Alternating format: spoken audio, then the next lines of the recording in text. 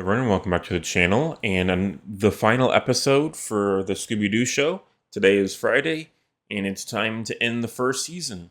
So with how I separated it, doing 3 a week, where they're going to have some odd stuff, but ended off strong with the first episode back for this week. So last week I rated the episodes 6 and 7 and 6. I really did enjoy them. Had a lot of fun moments with the gags. The villains were interesting. Had different kind of comedic styles. Felt like they're really getting their footing. I definitely like the Scooby-Doo Show a lot more than Scooby-Doo Where Are You? So let's just hope that season 2 and season 3 really bring their A game, because for the new Scooby-Doo movies, the second series, season 1 I rated a 4.66, but season 2, the one that was 8 episodes, just like Scooby-Doo Show is going into their 8 episode arc, that one I rated a 3.31. So I'm really worried about that.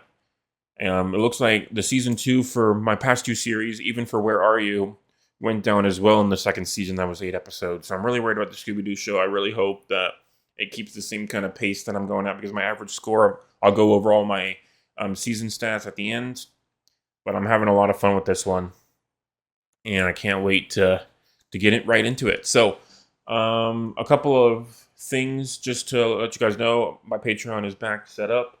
It's been a while. It's been created for a while, but I never actually did anything with it. But now that I finally have a schedule that I want to adhere to with Scooby-Doo, if I just record at least one episode early and then edit it that day, then I can be ahead on Patreon. So right now I'm about 3 weeks ahead, as long as nothing changes.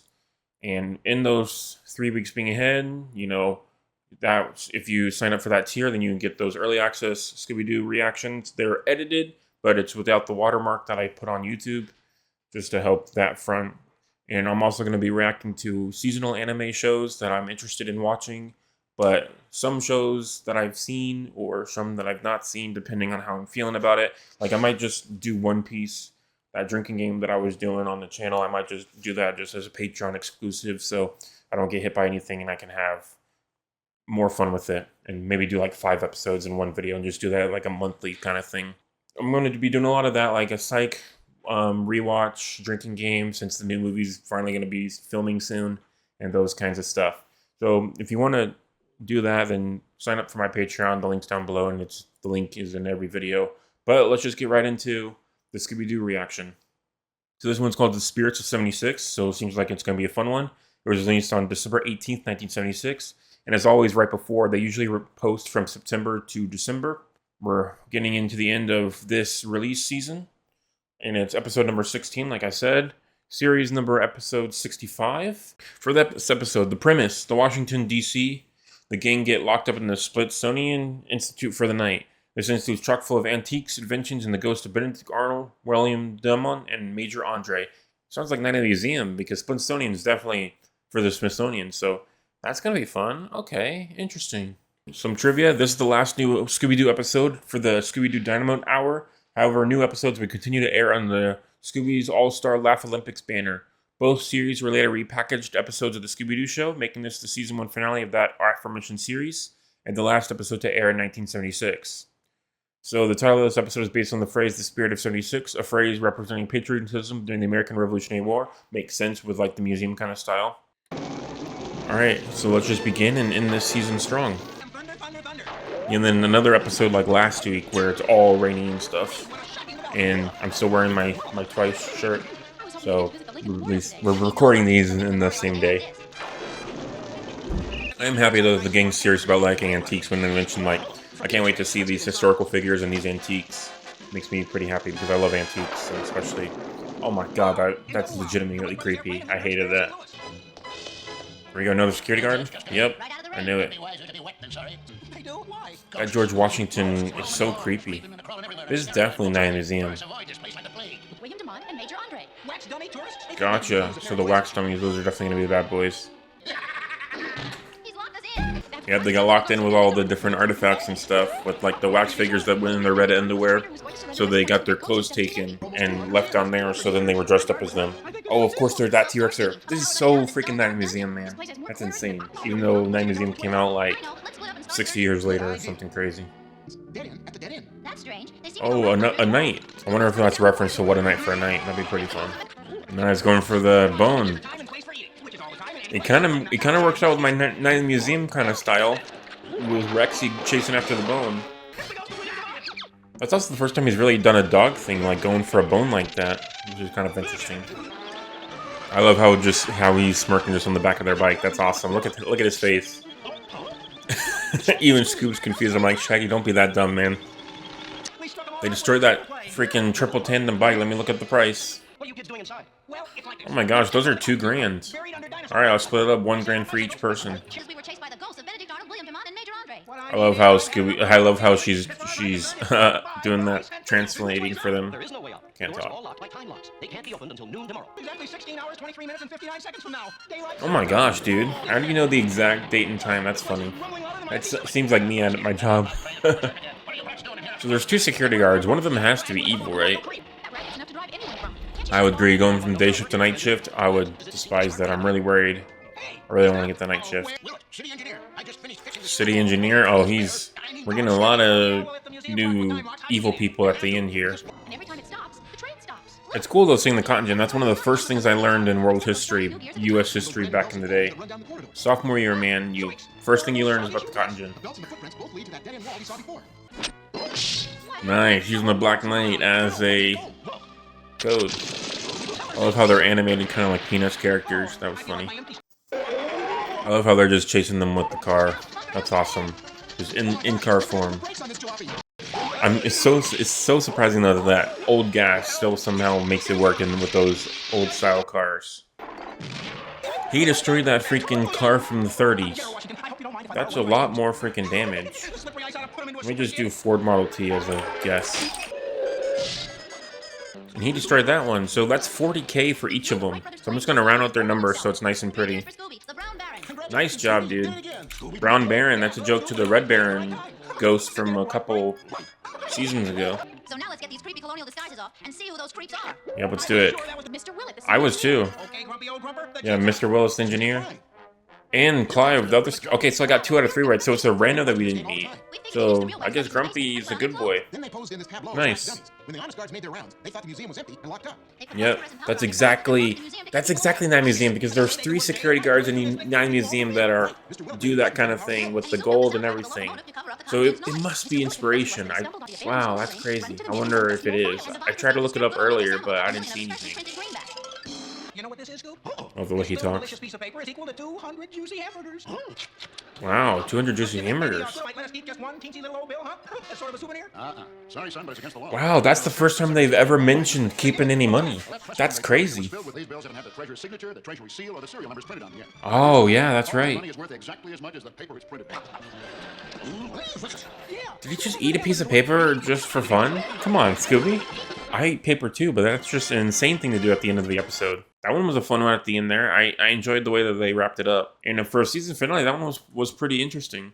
I like the way the villains were implemented. I feel like this is definitely at least inspired Night in the Museum just several years later. That's crazy. That just had a lot of stuff. 3 security guards, kind of evil, with different kind of art, with money. The money is separate thing, but you know, having that T-Rex dinosaur, the knights, the kind of characters that they use, like Benedict Arnold and stuff like that, could be like Teddy Roosevelt, that kind of thing. Definitely more or less comedic, like the villains didn't speak, but they were still fun. A lot of property damage in this episode for a finale. No Scooby Snacks eaten, unfortunately. But a lot of stuff did happen for this final episode and starting off this week's of reactions. So I think I'm going to give this one another 6 out of 10 like we did to end off last week. So that should keep our average score for the season at 6.06. So going down the list as our final stats, on average, like I said, a 6.06. So that's awesome. The lowest score was A Frightened Hound Meets Demons Underground. That one I rated a 4 out of 10. Just really didn't do it for me as an episode. And then we have several 7s as tied.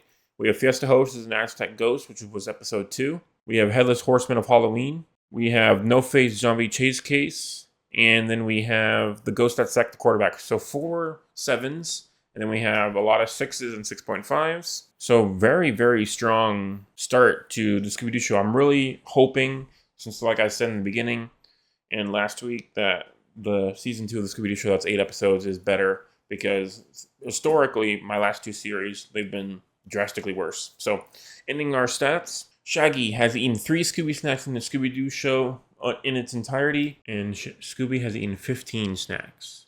So that brings their total with Series 1, Where Are You? Shaggy ate 268 Scooby snacks, and Scooby ate 286 Scooby snacks. Brings their totals up to 271 Scooby snacks eaten for Shaggy, and 308 for Scooby.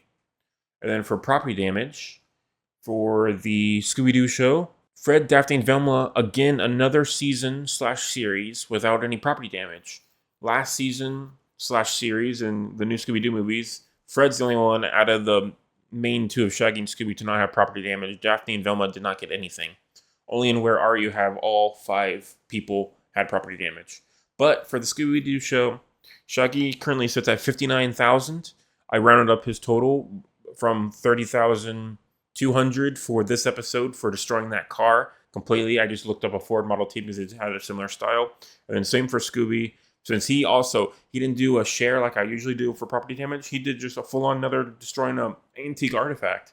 So I just did Ford Model T for that one. And then for Scooby's, it was 30,800. And that brings Scooby's total to $62,000. So property damage-wise, in total, Fred, across Where Are You and New Scooby-Doo movies, he's currently sitting at $3,350 worth of property damage. Daphne, across just Where Are You, she's at $5,200 worth of property damage. And Velma, again, just for Where Are You, she's at $216 and $67. So she was the only one that hasn't passed $1,000 yet. She's very safe about it. And then Shaggy, across Where Are You, New Scooby-Doo movies, and The Scooby Show, he's currently at $174,641.67. And then Scooby, our big main man, across Where Are You, where he got a whopping $2 million worth of property damage. The new Scooby-Doo movies, which was just $1,000, his lowest total so far. Even Fred and Shaggy beat him out. And then back to his crazy ways with the Scooby-Doo show, he currently sits at $2,085,271.67. So really fun stats for that. And then just to go over weird food items for the Scooby-Doo show first season, we have the spicy corn fritter in episode 3. We have the clam pasta in episode 12. And then in episode 15 last week, we had the vanilla ice cream on a hamburger. And that'll just basically be a bun, a cooked patty with a vanilla ice cream right on top. Easy peasy. That'll be a fun one. And that subscriber special should be coming in pretty soon. Maybe when I get some more Patreons as well. That'll be like, I'm thinking more like a Christmas special. And then maybe some other stuff could go on the Patreon, that kind of thing. Just mix it up a little bit. So we'll see.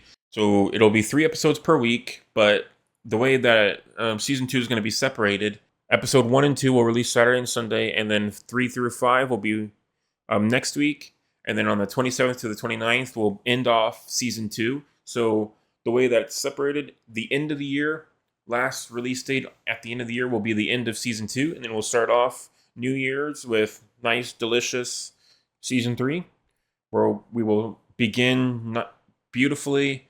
And then after season 3 of the Scooby-Doo show, that's when we'll have our first movie and a special video after that for that release date. So that's our current plan right now. So I'm really excited to continue on with the Scooby-Doo reactions, even though this feels like a bit of a basic one since we're going to have a video tomorrow.